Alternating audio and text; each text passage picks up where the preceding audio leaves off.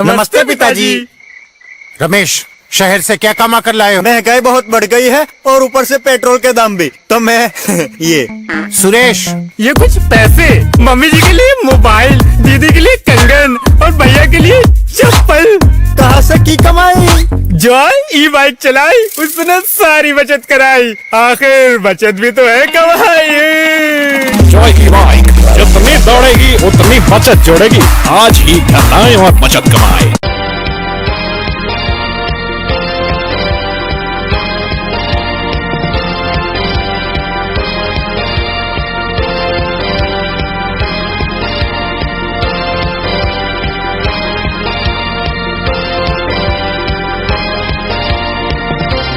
नमस्कार, मैं हूं संजय सरवरिया और आप देख रहे हैं लकी डीसी न्यूज। खबरों की शुरुआत करने से पहले आइए एक नजर डालते हैं दिन भर की खास खबरों पर। गुरुवार का दिन रहा हादसों का दिन। सुबह से शाम तक हुए आधा दर्जन हादसे।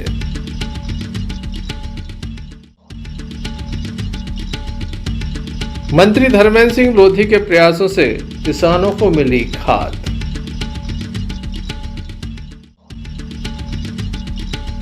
रक्षाबंधन पर्व के लिए बाजार हुए गुलजार, जमकर हो रही है खरीदारी।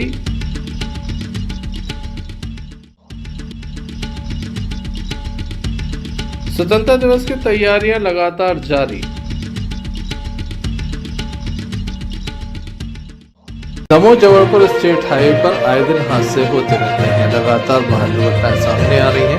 आज पुनः एक बड़ी वाहन दुर्घटना सामने आई। बताया जाता है कि हथनीकुंड गड्ढा पर बस खड़ी हुई थी। बस को ओवरटेक करने के लिए जैसे ही स्वास्थ्य विभाग में पदस्थ सीएचओ के द्वारा अपने वाहन को आगे निकाला गया, सामने से आ रहे ट्रक ने उन्हें अपनी चपेट में ले लिया। ट्रक चालक ने हालांकि काफी सूझबूझ का परिचय दिया। महिला को बचाने के चक्कर में ट्रक पलट गया। बताया जाता है कि वह रोड के नीचे पहुंच गया, जिसके चलते ट्रक पलट गया। अफरा तफरी भरा माहौल देखा गया। बड़ी संख्या में लोग भी यहाँ पर मौजूद थे, क्योंकि ये काफी व्यस्ततम इलाका है। मुख्य चौराहे की ये बात है। घायल महिला को दमोह जिला अस्पताल में दाखिल कराया गया है, जहां उनका उपचार जारी है। उनके साथ अन्य साथीगण भी मौजूद थे, जिनके द्वारा तत्काल ही घायल को जिला अस्पताल पहुंचा दिया गया है, जहां उनका उपचार चल रहा है। घटना काफी बड़ी है, जहां पर एक्टिवा को ट्रक ने अपनी चपेट में ले लिया है। हथनीकुंड गड्ढा का यह पूरा मामला है। घायल महिला को जिला अस्पताल में दाखिल किया गया है। घटना की प्रत्यक्षदर्शी और घायल महिला की साथी के द्वारा हमें विस्तार से जानकारी दी गई।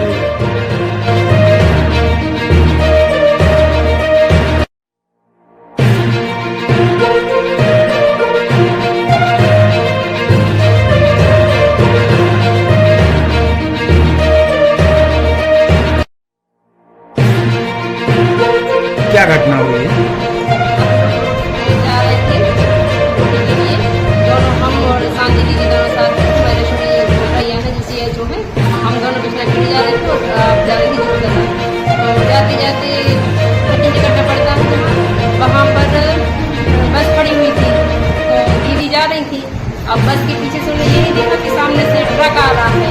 सीधी उन्होंने गाड़ी मोड़ी तो सामने से ट्रक आ गया। देखकर के ट्रक में गिरी और वो सीधी गिर गई। ट्रक वाले ने जबकि बहुत बताया, उसने मोड़ा तो ट्रक भी नीचे गिर गया और दीदी भी गिर गई, तो उनको भी चोट आ गई। क्या नाम है इनका? शांति पटेल। कहाँ पदस्थ है? जोरदार sub centre.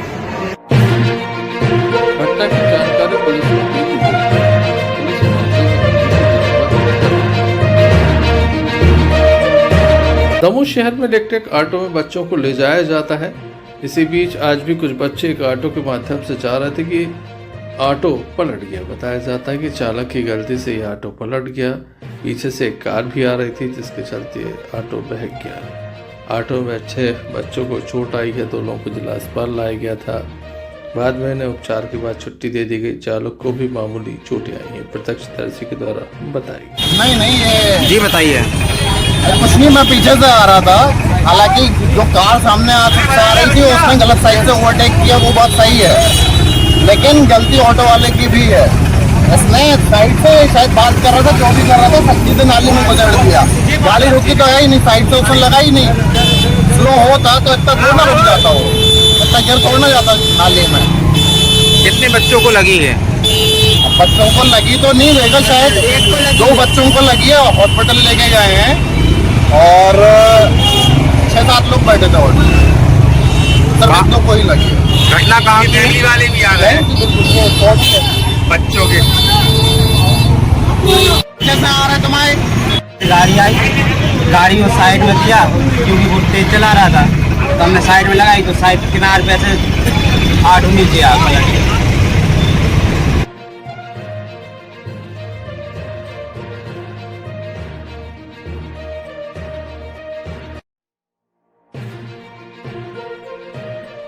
Lucky Shadab Khan, Lucky DCN news.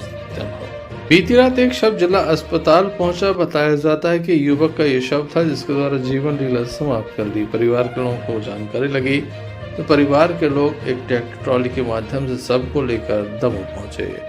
कोटवार के द्वारा बताया गया कि दमोह जिला अस्पताल में यहां जब चौकी में संपर्क किया गया तो कोई भी कर्मचारी मौजूद नहीं था।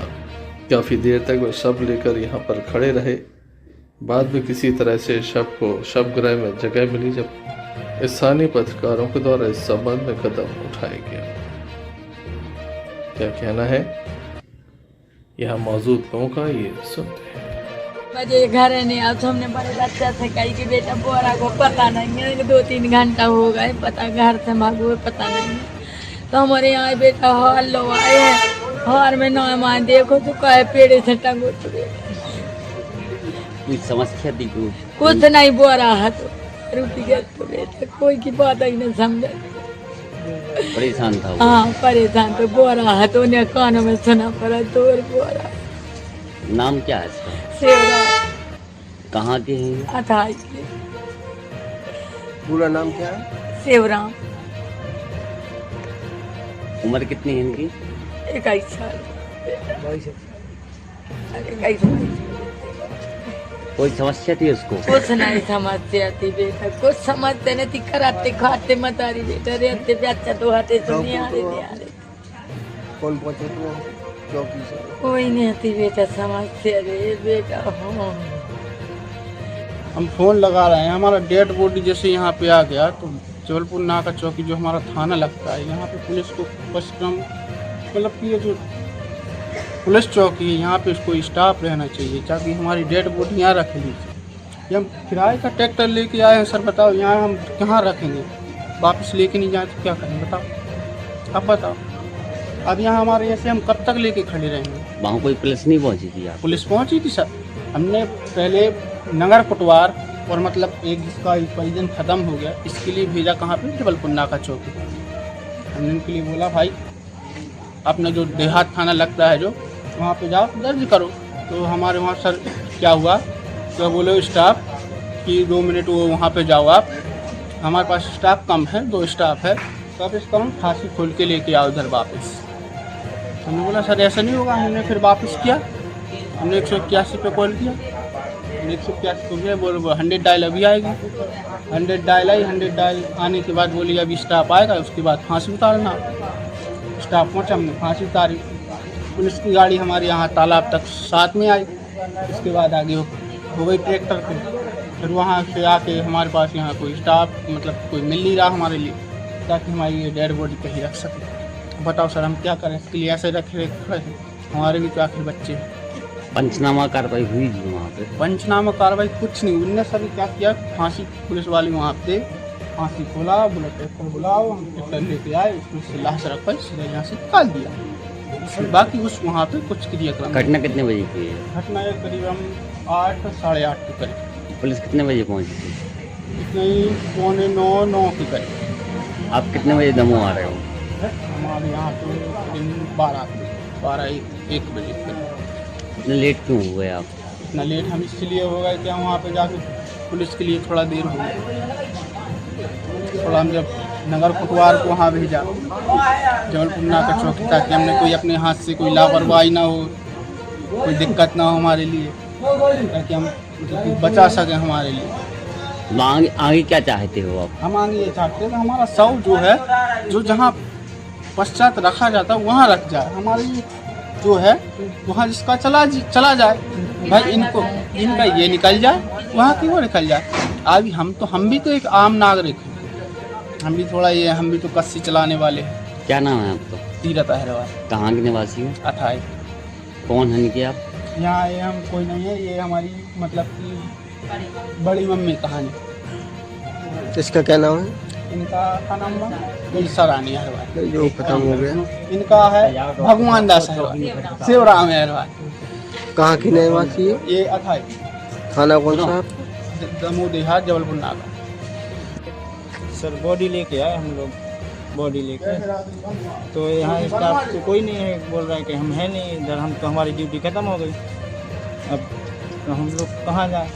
कौन कह रहा है ड्यूटी खत्म हो गई है? यहाँ चौक, पुलिस चौक के अंदर सरकारी अस्पताल में। आपने बात की उनसे? कोई नहीं है। इलाम मिश्रा जी हम लोग आप मिला रहे थे, बैठ में चोर थी। आपका नाम क्या है? गोलू। आप कहाँ पदस्थ हैं? 28 कौन सी पोस्ट पे हैं? कोटवार ग्राम। आप लेके आए हो उनको? हाँ, जबलपुर नाका पुलिस चौकी वालों ने भेजा है। चौकी से कौन आया है? चौकी से अब कोई नहीं आ रहा, फोन लगा रहे तो फोन नहीं उठा रहे।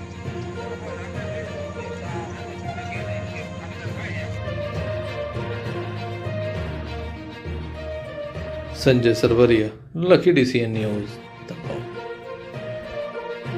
खबरों में हम बात करते हैं पटेरा की, जहां पर शिक्षकों का वेतन नहीं हुआ। त्योहार है, इसके लिए महज 24 घंटे शेष रह गए हैं। ऐसे में जब शिक्षकों का वेतन नहीं हुआ तो उनके द्वारा ज्ञापन सौंपा गया और कार्रवाई की मांग की गई। आइए जान लेते हैं क्या कार्रवाई होने वाली है। संबंधी शिकायत को लेकर सभी शिक्षकों ने बताया, क्या है संबंधित समस्या बताएं।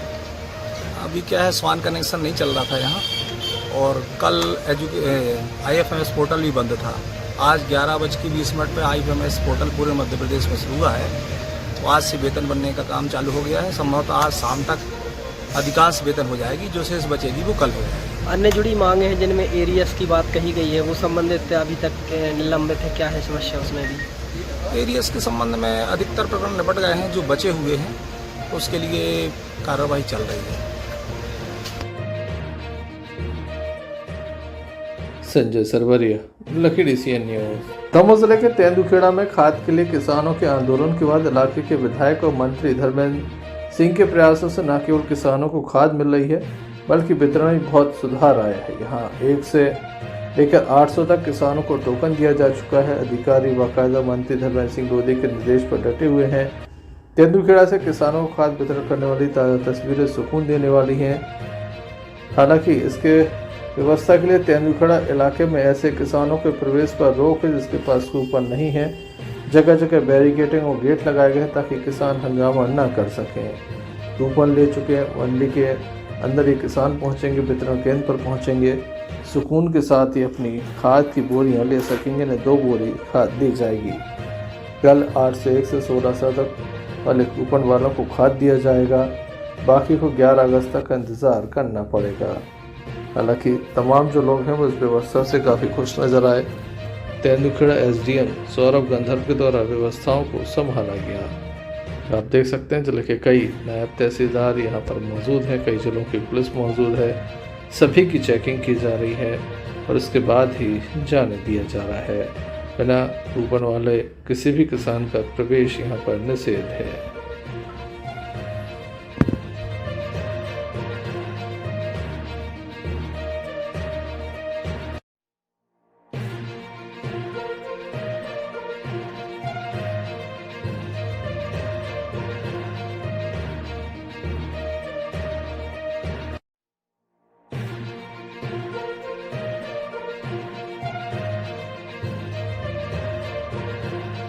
क्या नाम है आपका?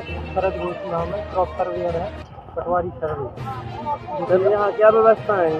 आज व्यवस्थाएं ये दी गई है कि 1 से लेकर 800 तक बोरी वितरण होना है। जिसके पास टोकन है 1 से लेकर 800 तक, उसी को अंदर देने जा रहा है जिसके पास टोकन है। और अंदर फुल व्यवस्था है, अच्छे से खाद मिल रहा है, और जो खाद मिल रहा है एक टोकन पे 2 बोरी। क्या नाम है आपका? गोविंद यादव। क्या गेट पर क्या व्यवस्था है?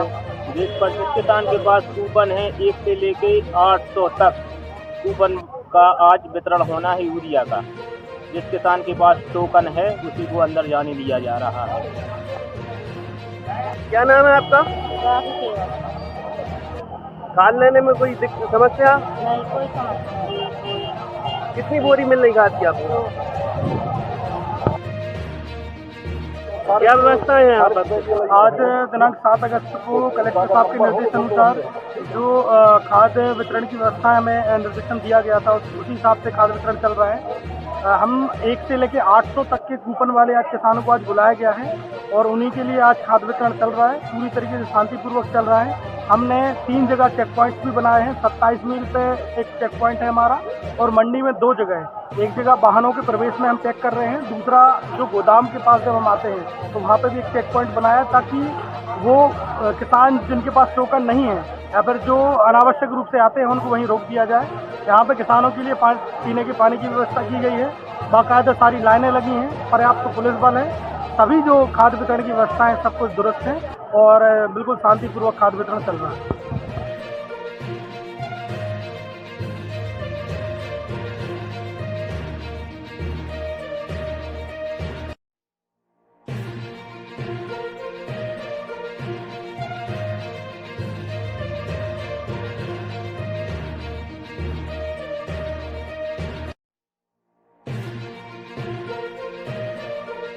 क्या नाम है भाई आपका? राजकुमार यादव था। खाद मिल रहा है आपको? हाँ, एक टोकन को दो बोरी मिल रहा है खाद। सभी किसानों को 2 बोरी एक वहीं पे खाद मिल रही है। तेंदुखेड़ा से मोहम्मद फिरोज खान के साथ Azam Khan, Lucky DCN news. Damoh के जबलपुर नाके के समीप एक वाहन दुर्घटना घटित हुई है जहां पर 2 बताया जाता है कि वाहनों की भिड़ंत हुई है। टू व्हीलरों की आमने सामने भिड़ंत हुई है जिसमें काफ़ी बुरी तरह से 2 युवक घायल हुए जिन्हें जिला अस्पताल में दाखिल कराया गया। भगवती मानव कल्याण संगठन के सदस्य भी बड़ी संख्या मौके पर थे जो घायलों को जिला अस्पताल लेकर पहुंचे हैं। आप देख सकते हैं तस्वीरों में घायलों को जिला अस्पताल तक लाया गया है। काफ़ी स्थिति गंभीर है। एक टू व्हीलर और ओला वाहन की आमने सामने भिड़ंत हुई है।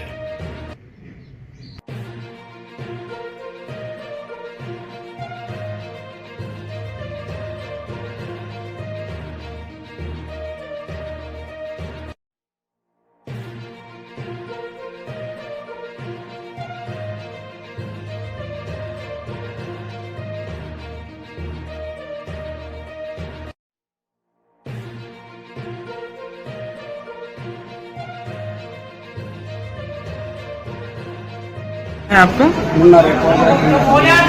क्या घटना हुई है? ये जबलपुर नाके पर हम आ रहे थे रास्ते से, वहाँ जो लड़के पड़े थे दोनों, उनका एक्सीडेंट हो चुका था। 2 गाड़ियों पड़े थे, आदमी 2 गए थे, इकट्ठे हो गए। वो हमने सोचा कि भैया चले ले जाओ। तो फिर हम कई वो 108 के लाने फ़ोन लगाए, वो विलम्ब हो रही थी, लेट में जा रहे थे। तो हमने कहीं ऑटो निकला, उसको ऑटो से रोक के इनको बच्चों को अस्पताल में पहुंचाया। कहाँ की घटना है? ये जबलपुर नाका महिषराय के दुकान के पास। Sanjay Sarwaria, lucky DCN news Damoh. वर्तमान समय में खेती का कार्य चल रहा है। ऐसे में लगातार देखने में आ रहा है कि फसल बीमा भी किसानों के द्वारा कराया जा रहा है, लेकिन किसान को ये नहीं पता कि नियम क्या है, कौन सी कंपनी उनका बीमा कर रही है। लगातार सभी की किस्तों को काट लिया जाता है, कितनों का बीमा हुआ, कोई जानकारी उपलब्ध नहीं होती। इसको लेकर कांग्रेस के द्वारा एक ज्ञापन दिया गया और कहा गया कि जो फसलों का बीमा हो रहा है उसको लेकर जो नियम है उन्हें सार्वजनिक किया जाए ताकि इसका लाभ किसानों को मिल सके। DP पटेल के द्वारा ये ज्ञापन दिया है, जिला प्रशासन को अवगत कराया है और कई तरह की त्रुटियां इसमें हैं। इस तरह की बात उनके द्वारा कही गई है। उचित कार्रवाई की मांग भी की गई है। ने ज्ञापन दिया है। आज हम माननीय कलेक्टर साहब के यहाँ आए थे किसानों की कुछ मांगों को लेकर।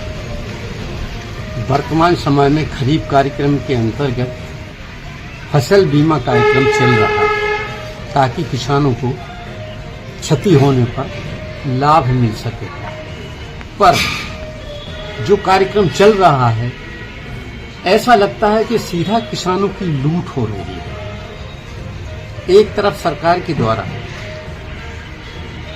फसलें विभिन्न क्षेत्रों में अलग अलग अधिसूचित की गई हैं,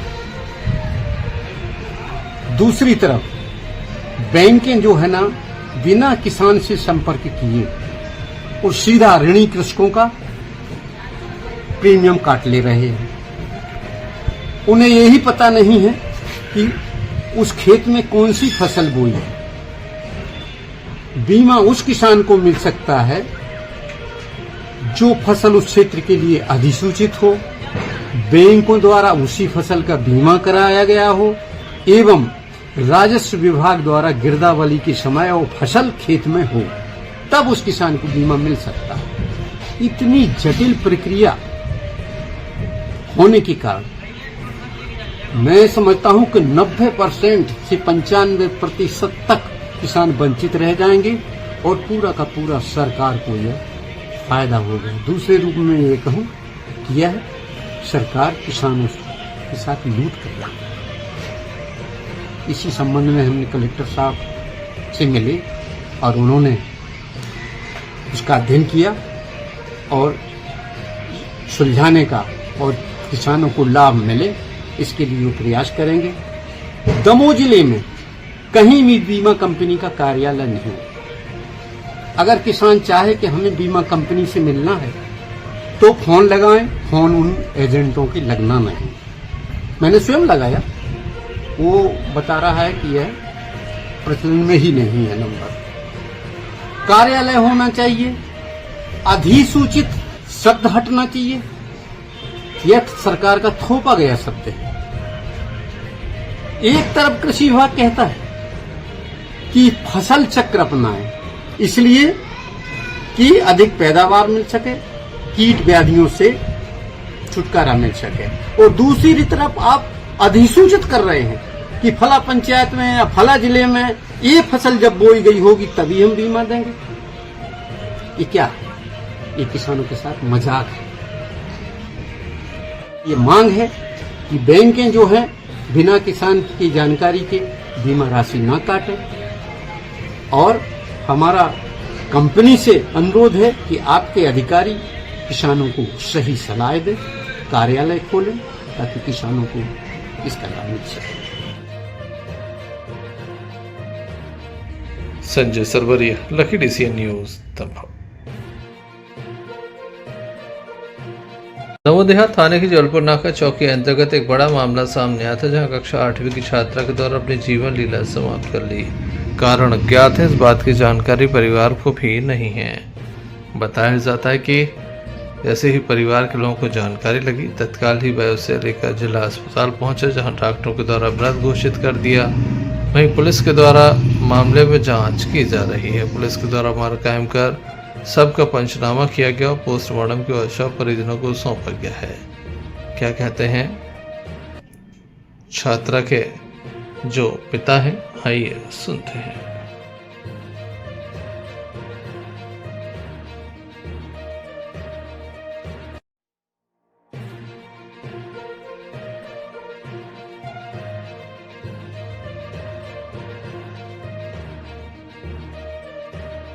क्या नाम है आपका? हमारा धर्मेंद्र सिंह ठाकुर नाम है सर। हम गार्ड की नौकरी करते हैं यहाँ मिशन कंपाउंड। कहाँ के रहने वाले हैं? हम रहने वाले तो तेंदुखेड़ा के हैं, यहाँ सुभाष कॉलोनी में रहते हैं। ये कौन है आपकी? ये हमारी लड़की है सर। बड़ी? हाँ, कितने बड़ी साल? लड़की है हमारी। 3 लड़की थी, सबसे बड़ी लड़की है। कितने साल की हैं? ये 14 साल की है, 8वीं क्लास पढ़ती थी, 2021 साल। क्या कर लिया इन्हें?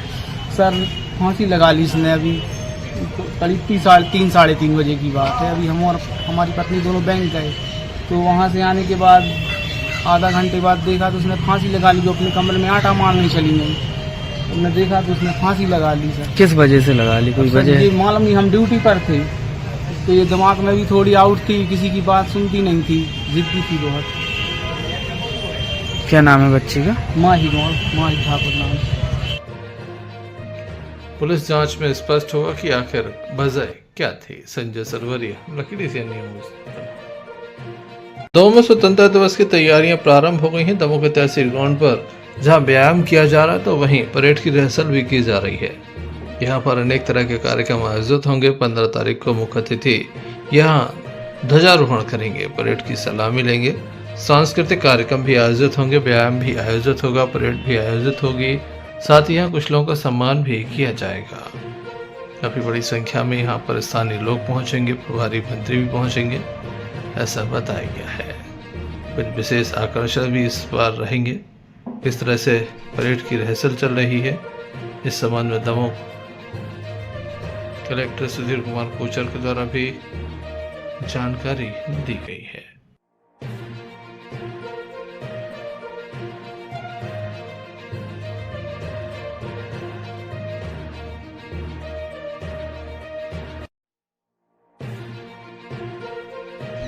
पेश कर, शुरू कर।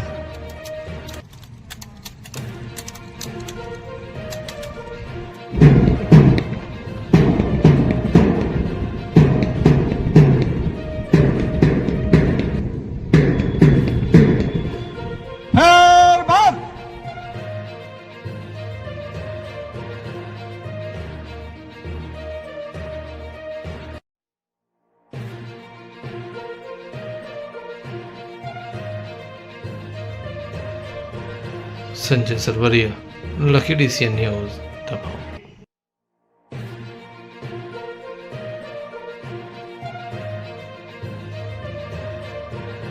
रक्षाबंधन के पर्व को कुछ दिन शेष रह गए हैं। ऐसे में लगातार बाजार राखियों से गुलजार हो गए हैं। एक से बढ़कर एक राखियां आई हैं। बाजार में बच्चों के लिए विशेष रूप से राखियों की तैयारियां व्यापारियों के द्वारा की गई है, ताकि बच्चों को ये राखियां काफी पसंद आ सकें और वह इन्हें खुशी खुशी लेकर अपना जो रक्षाबंधन का पर्व है, भाई बहन के अटूट प्रेम का ये बंधन है, उसे निभाया जा सके, परंपराओं को निभाया जा सके। बड़ी संख्या महिलाएं पहुंच रही हैं जो खिलौने, राखी, रुमाल आदि को खरीद रही हैं। अपने भाई की लंबी उम्र की दुआ के लिए लगातार रक्षाबंधन का ये पर्व मनाया जाता है। हाथ में राखी बांधी जाती है, लंबी उम्र की दुआ की जाती है, भाई पर कोई भी विघ्न न आए ऐसी बहन की कामना होती है। श्रीफल, मीठा आदि भी प्रदान किया जाता है। आप देखिए, एक से बढ़कर एक काफ़ी खूबसूरत राखियाँ बाजार में हैं और बहनें इनको खरीद कर भाइयों की कलाइयों तक पहुंचाएंगे। आप देखिए, बड़ी संख्या में यहाँ पर राखी हैं। एक से बढ़कर एक काफ़ी खूबसूरत और काफ़ी क्वालिटी वाली राखियाँ बाजार में उपलब्ध हैं।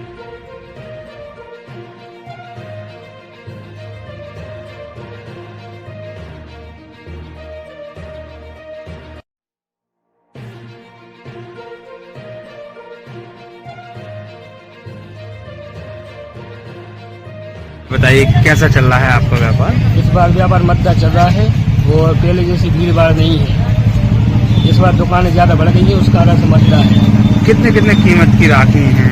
जी 10 रुपये से लेके 100 रुपये तक की राखी आई इस बार मार्केट में। पिछले वर्ष अनुसार इस वर्ष महंगाई है या सस्ता है? नहीं, रेट सेम ही है, कोई अंतर नहीं राखी में। बिक्री कैसी है? बिक्री इस बार थोड़ी फर्क है, बिक्री काम है बिक्री, ताकि गाँव देहात सारी ग्रामीण जिला का आदमी आ नहीं रहा है, तो अपन लोग गाँव देहात से लगे हुए हैं। कैसा है इस बार का आप लोगों का सीजन? सही नहीं है सर। अच्छा नहीं है सीजन। क्या रेट की राखियाँ हैं? कम से कम रेट ही नहीं मिल रहा इस साल है। क्या कुछ नई डिजाइनें आई हैं?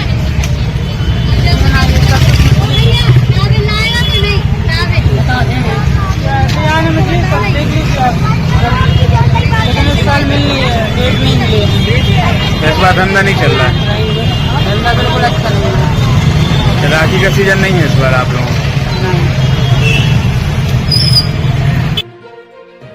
Sanjay Sarwaria, lucky DCN news, Damoh.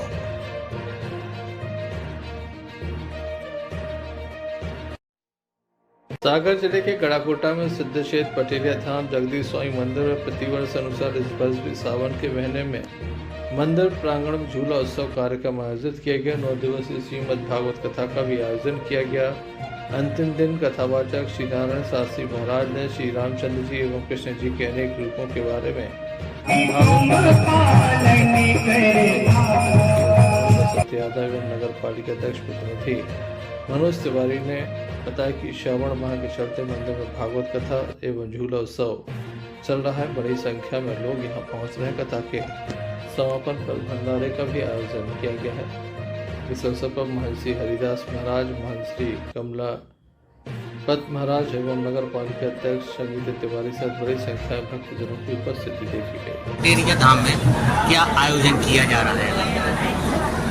Nag Panchami से जो सावन के झूला डरते हैं, तो पटेरिया पे हर साल श्रीमद् भागवत कथा, रुद्राभिषेक और उसके साथ साथ ये झूला उत्सव जो जगदीश स्वामी का चल रहा है।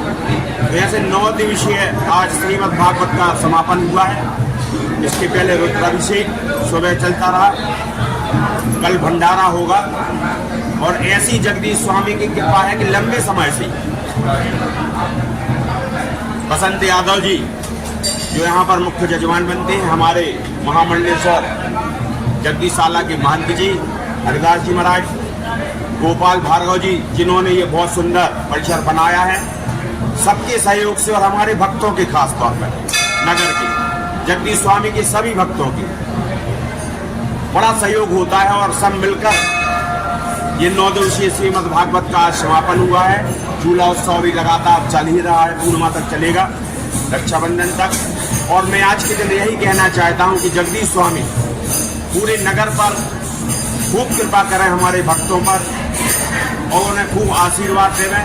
दीर्घायु समृद्धशाली निरोगी काया के साथ वो आनंदमय रहें और इसी भक्तिमय माहौल में हम सारे नगर के लोग एकजुटता के साथ भगवान का इसी प्रकार भजन करें, आनंद लेवें और भगवान का आशीर्वाद रहे।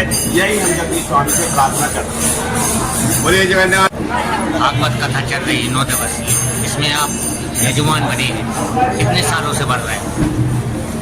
भगवान जगन्नाथ स्वामी जी के पावन प्रांगण में वैसे तो वर्षों से यह कथा पूज्य महंत जी के द्वारा की जाती है, लेकिन हम सब नगर के बहुत से मत श्रद्धालु हैं जिनके लिए महंत जी की ओर से काम किया रहता है। उनके बाद कि आप यहाँ यजमान बन जाए, कोशिश करते हैं भगवान के दर्शन होते हैं, दर्शन होते हैं और यहाँ भगवान के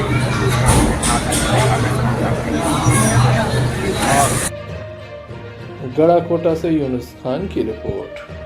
दमोह जिले के पथरिया सामुदायिक स्वास्थ्य केंद्र से एक चौंकाने वाली तस्वीर सामने है, जहां एक तरफ मौसम बदलने के साथ बीमारियों का खतरा बढ़ गया है। प्रतिदिन काफ़ी बड़ी संख्या में मरीज अस्पताल पहुंच रहे, दूसरी तरफ डॉक्टरों की कमी है, डॉक्टरों की लापरवाही सामने आ रही जो समय पर अस्पताल नहीं पहुँचते। बरसात में उमस भरे इस मौसम में उल्टी, दस्त, बुखार जैसी बीमारियों के मरीज बड़ी संख्या में अस्पताल पहुंचे, लेकिन विडम्बना देखिए, सुबह 9:30 बज चुके हैं लेकिन कोई भी डॉक्टर मौजूद नहीं है। सिर्फ एक डॉक्टर है, न ड्रेसिंग स्टाफ समय पर पहुंचा, न कंप्यूटर ऑपरेटर। सभी नदारत है, लंबी लाइनें हैं, डॉक्टरों का इंतजार है, लोगों के चेहरों पर परेशानी है, गर्मी से हाल बेहाल है। यहाँ पर जनरेटर बंद है, बिजली गुल होने पर जनरेटर नहीं चलाया जाता। गर्मी से बेहाल मरीज बिना पंखे के इंतजार करते दिखाई दे। अब सवाल ये है कि जब मरीजों को लगातार यहाँ पर स्वास्थ्य सेवाओं की आवश्यकता है तो डॉक्टर कहाँ है? प्रशासन के सिर्फ कागजों में व्यवस्था चला रहा है। पथरिया स्वास्थ्य केंद्र में लापरवाही आम बात हो गई। खामियाजा ऐसे लोग भुगत रहे हैं जिन्हें सरकार की योजनाओं पर भरोसा था, जिनके पास कोई विकल्प नहीं है, वे शासकीय अस्पतालों में इलाज चाहते हैं, लेकिन सवाल वही है कि आखिर डॉक्टर क्यों नहीं पहुंचते, आम आदमी को इलाज क्यों नहीं मिलता। देखने लायक होगा व्यवस्थाओं में कब तक सुधार होता है। वही लोगों ने किस तरह की प्रतिक्रिया दी, ये हम आपको सुना देते हैं। बच्चा के पेट दर्द की दवाई कराने आए थे, डॉक्टर साहब बोल रहे हैं ये दवाई वाले बोल रहे हैं ये दवाई बाहर से लो, अस्पताल में नहीं मिलेगी। जिस तरह यहाँ पहुँचे थे, अस्पताल पहुँचे, कितने डॉक्टर बैठे हुए हैं? अभी एक डॉक्टर है और नहीं और कोई नहीं है। क्या नाम है आपका? गोपाल पाली। बालक का क्या नाम जिसको उपचार कराना? अनस पाली। क्या हो गया था? पेट दर्द।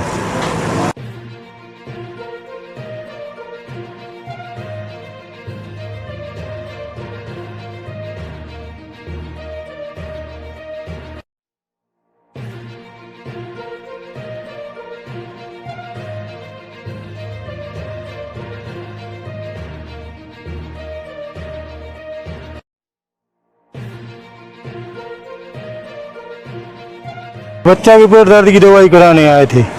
डॉक्टर साहब बोल रहे हैं ये दवाई वाले बोल रहे हैं ये दवाई बाहर से लो, अस्पताल में नहीं मिलेगी। क्या नाम है आपका? गोपाल पाली। जिस तरह यहाँ पहुँचे थे, अस्पताल पहुँचे, कितने डॉक्टर बैठे हुए हैं अभी? एक डॉक्टर है और नहीं? नहीं और कोई नहीं है। क्या नाम है आपका? गोपाल पाली। बालक का क्या नाम जिसको उपचार कराया? अनस पाली। क्या हो गया था? पेट दर्द। एक्सरा होने। एक्सरा होना हो गया है? नहीं। क्यों? लाइट नहीं है मैडम बोल रही। अस्पताल परिसर में बिना लाइट के एक्सरा नहीं होता? जनरेटर रखा हुआ है? नहीं बोल रहे चलेगा नहीं एक्सरे से जनरेटर से। क्या नाम है? आनंद यादव। किसको लेके आए? दोस्त। क्या हो गया है? भैया गिर पड़ा था गाड़ी से। तो कुछ नहीं हुआ, ट्रैफिक थोड़ी चेक के भाग गए, आई नहीं गए। डॉक्टर है डॉक्टर का कहा रहा है यार पर्ची कटवा दो तो मैंने देखो तो पर कटवा रखो ना भाग रहा है। कोई नहीं देख रहा। हाँ आई नहीं रहे। क्या नाम है तुम्हारा? क्या नाम है? हमारा सचिन, इसका प्रदीप पटेल। अस्पताल में मरीजों का मेला है, लेकिन यहाँ पर काफी बड़ा खेला है। ना तो डॉक्टर मौके पर पहुँचते, ना ही स्टाफ। ऐसे में आम आदमी आखिर जाए तो जाए कहाँ? पथरिया से आफ्ताब खान की रिपोर्ट। खबरों में हम बात करते हैं पन्ना जिले की। एक दुष्कर्म के मामले में पन्ना जिले की बाल कल्याण समिति, वन स्टाफ केंद्र और महिला बाल विकास ने लापरवाही की सारी हदें पार कर दी। नाबालिग से दुष्कर्म मामले में बाल कल्याण समिति ने नियमों को ताक पर रखकर फैसले लिए पीड़िता को ही आरोपी के घर भेज दिया, जहां उसके साथ दोबारा दुष्कर्म हुआ। पन्ना पुलिस ने इस मामले में कार्रवाई करते हुए चीरों पर कायमी करते हुए दुष्कर्म का मामला दर्ज कर लिया है। मामला फरवरी 2025 का है। पवई इलाके के गांव में रहने वाली 15 वर्षीय नाबालिग को आरोपी भगा कर ले गया था। पुलिस ने मामला दर्ज कर आरोपी को छतरपुर से गिरफ्तार किया। नाबालिग के बयान के आधार पर पास्को एक्ट के तहत अपराध दर्ज कर लिया। आरोपी को जेल पहुंचा दिया। पीड़िता से नाराज परिजन उसे घर पर रखने को तैयार नहीं हुए, तो वन स्टाफ सेंटर में उसे ठहराया गया। पीड़िता फरवरी से मार्च तक वन स्टाफ सेंटर में थी। इसी बीच आरोपी जेल चला गया, लेकिन हद तो तब हो गई जब पन्ना की बाल कल्याण समिति ने पीड़ित नाबालिग आरोपी के घर पहुंचा दी, जहां जमानत से छूटे आरोपी ने नाबालिग के साथ दोबारा दुष्कर्म किया। मामला जब पन्ना एसपी के पास पहुंचा तो छतरपुर के बारीगढ़ इस मामले पर एफआईआर दर्ज कराई गई। इस संबंध में विधि सलाहकार, स्थानीय लोग एवं पन्ना एसपी साईं एस कृष्ण फोटा से भी चर्चा की। ने फैसला दिया है कि नाबालिग पीड़िता को ही आरोपी के परिजन को सौंप दिया। कितना ये मामला जायज है? आप विधि के सलाहकार हैं। देखिए, आपको हम एक बात बताना चाह रहे हैं कि ये मामला बहुत गंभीर है और ये पन्ना में धीरे धीरे सुखबुहार बहुत पहले से थी, मगर अभी उठ रहा है। और इसमें इतना गंभीर मामला है ये कि नाबालिग पीड़िता को उसी घर पहुंचाया गया जिसके साथ में पूर्व में एक बालिग ने उसके साथ में दुष्कर्म किया था, और उसी बालिग के रिश्तेदार के घर में पहुंचाया गया। फिर जब वो पहुंचने के बाद में दोबारा से वो बालिग जो आरोपी था उसने फिर से उसके साथ में दुष्कर्म किया। फिर जब ये बात और आगे बढ़ी, पुलिस के संज्ञान में आई, तो पन्ना एसपी ने इसमें 0 में कायमी करवाई और उसको पहुंचाया गया। तो ये इतना गंभीर अपराध है कि अगर इसकी गहन जांच हो जाए तो इसमें बाल कल्याण समिति के साथ साथ महिला बाल विकास अधिकारी और कलेक्टर पन्ना सुरेश कुमार, ये दोनों अपराध के दायरे में आएंगे। और इनकी नैतिक जिम्मेवारी ये होती है और विधिक जिम्मेवारी है कि अगर ये इस अपराध को सुनने के बाद शांत हैं तो ये भी उसके अपराधी हैं और इनके ऊपर भी प्रकरण दायर होना चाहिए। और हमारा यही कहना है कि हम तो यहाँ तक ये बात बोल रहे हैं कि जो मध्य प्रदेश के मुखिया मोहन यादव जी हैं वो ये बात देखें, और इससे अच्छा तो मामा थे कि कम से कम अपनी भांजियों को देखते थे वो। अब तो ये ऐसी चुप्पी साधे हैं कि अपने कलेक्टर जो उनका दत्तक पुत्र होता है उसके बचाव में एकदम शांत खड़े हैं। ये बात कहीं जा ही नहीं रही पन्ना से निकल के। तो मतलब गलत निर्णय हुआ है? ये पूर्णतः गलत है। और किसी नाबालिग को जिसके कोई जो अपना निर्णय लेने में सक्षम नहीं है उसे पुनः उस जगह पे पहुंचाया जाना जिसका उसे ज्ञान ही नहीं था कि हम कहाँ जा रहे हैं, ये पूर्णतः आपराधिक कृत्य है और इसमें हम तो ये कह रहे हैं कि सुरेश कुमार कलेक्टर पन्ना ही इसके मुख्य दोषी हैं। क्यों? क्योंकि उस एक्ट में सीधा ये है कि जिस जिम्मेवार को ये बात पता लगती है कि नाबालिग के साथ कहीं कुछ हो रहा है तो उन्हें इसमें सबसे पहले संज्ञान लेना चाहिए। और आज तक उन्होंने अपने एक बयान भी नहीं दिए हैं। उन्हें पुलिस में बयान देने चाहिए अपने, और उन्हें बताना चाहिए नैतिक जिम्मेवारी लेकर के कि हमसे गलती हुई है, और अगर वो शांत हैं तो उनकी मौन स्वीकृति है इसमें, और वो आपराधिक षड्यंत्र के दोषी हैं। उनका कहना है कि बाल कल्याण समिति के फैसले पे हस्तक्षेप नहीं कर सकते, शासन को बता सकते हैं। ये उनका आदेश के लिए रिव्यू कर सकते हैं। वो आदेश रिव्यू कौन कर सकता है? ये रिव्यू नहीं कर सकते हैं। सीधी बात यह है कि इनको आज भी पता है तो इन्होंने इसके बारे में गवर्नमेंट को क्यों नहीं लिखा है, गवर्नमेंट से इन्होंने कोई भी ऐसी जानकारी क्यों नहीं ली है, और इन्होंने एफआईआर क्यों नहीं करी है। बाल कल्याण समिति या किसी का भी आदेश है तो ये कलेक्टर जो होते हैं ये मध्य प्रदेश शासन और भारत सरकार के नुमाइंदे होते हैं। इन्हें एक एक चीज भारत सरकार और मध्य प्रदेश सरकार को बतानी पड़ती है कि हमारे साथ में या भारत सरकार के साथ में यहाँ गलत हो रहा है, उसके एक्ट का उल्लंघन हो रहा है। ये अपनी गोपनीय रिपोर्ट पहुंचाएं, ये पुलिस को, एसपी को अपनी रिपोर्ट देते कि ये गलत हो रहा है। आपका नाम क्या है? मान पंडित राजेश दीक्षित एडवोकेट। इससे निहायती मूर्खताई कोई निर्णय नहीं हो सकता।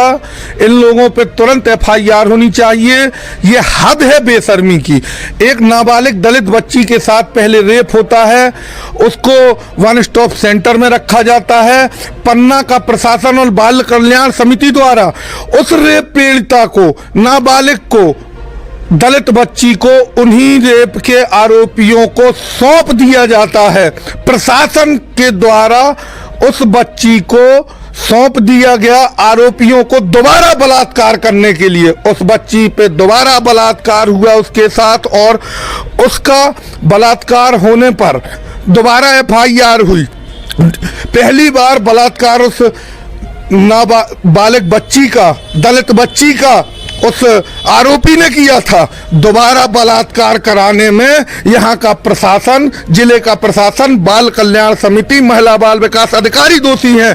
जानते बीतते हुए एक 15 साल की नाबालिग बच्ची को आपने आरोपियों को सौंपा। उस बच्ची को क्या गलती है? उस दलित बच्ची की आज भी आप यातना दे रहे हैं। 3 महीने से उस बच्ची को वन स्टॉप सेंटर के कमरे में रखे हैं। उसके पहले भी उस बच्ची को वन स्टॉप सेंटर में रखे थे। उस बेचारी दलित बच्ची का कसूर क्या है? ये प्रशासन उसकी बच्ची को किस अपराध की सजा दे रहा है? मैं मांग करता हूं कि उस बच्ची के साथ, दलित बच्ची के साथ गलत करने वालों पर एफआईआर हो और इनको जेल भेजना चाहिए। इन सब पर जिनने ये कृत्य किया है उन पर भी एफआईआर हो, कानूनी कार्रवाई हो। और नहीं करते हैं, हम लोग बहुत बड़ा आंदोलन करेंगे परिवार के साथ। परिवार आज भी, उसका भाई, उसके माता पिता बच्ची को वापस लेने के लिए इस जिला प्रशासन से गुहार लगा रहे, न्याय की गुहार लगा रहे। कोई सुनने वाला नहीं है। सबसे बड़ी, इससे बड़ी मानवता की हत्या करने वाला और कोई कृत्य नहीं हो सकता। आप लोगों ने ऊपर भी, हम लोगों ने ऊपर अपने नेता आदरणीय जीतू पटवारी जी, कुणाल चौधरी जी और नेता प्रतिपक्ष उमंग सिंगार जी तक ये सूचना पहुंचा दी है, और हम लोग उस बच्ची को न्याय दिला कर रहेंगे। आपका नाम? रेहान मोहम्मद, नेता प्रतिपक्ष, नगर पालिका परिषद पन्ना। बाल कल्याण समिति ने एक गलत निर्णय देते हुए नाबालिग पीड़िता दुष्कर्मवत को आरोपी के यहाँ भेज दिया। मामला प्रकाश में आया है, क्या करें? इस संबंध में पुलिस अधीक्षक पन्ना से विगत दिनों मेरे पास एक पत्र आया था। जैसा आप कह रहे हैं कि समिति ने आदेशित करके आरोपी के पक्ष में ही भेजने का आदेश किया है। तो जैसे ही मेरे संज्ञान में आया था, इसके बारे में जो अधिनियम और नियम हैं उनमें ये प्रावधान है कि जिला मजिस्ट्रेट बाल कल्याण समिति को ये ध्यान उसका आकृष्ट कर सकता है कि आपके आदेश में संशोधन अपेक्षित हो तो वो करें। तो तदनुसार ही मेरे द्वारा तत्समय ही बाल कल्याण समिति के अध्यक्ष को पत्र से सूचित कर दिया गया था कि आपके आदेश में जो त्रुटि परिलक्षित प्रथम दृष्टया है उसको संशोधित करते हुए ठीक करें। Thank you. नाबालिग दुष्कर्म पीड़िता ने उसी आरोपी के खिलाफ फिर से दुष्कर्म का मामला दर्ज कराया है।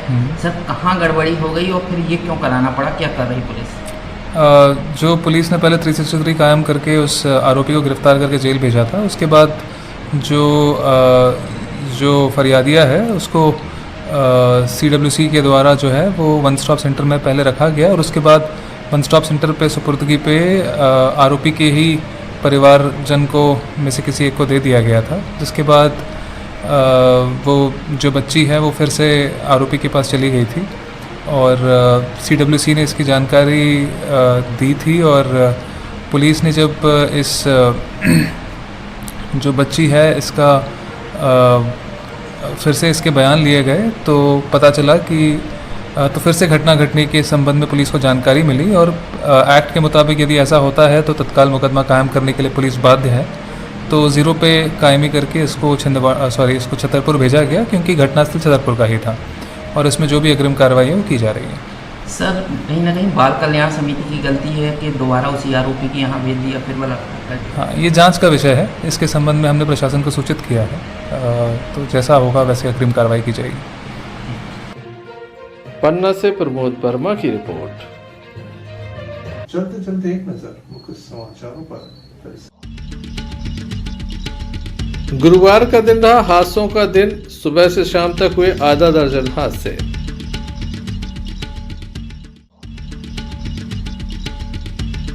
मंत्री धर्मेंद्र सिंह लोधी के प्रयासों से किसानों को मिली खाद।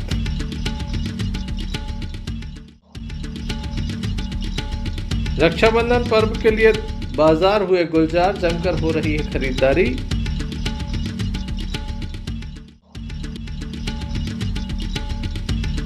स्वतंत्रता दिवस की तैयारियां लगातार जारी।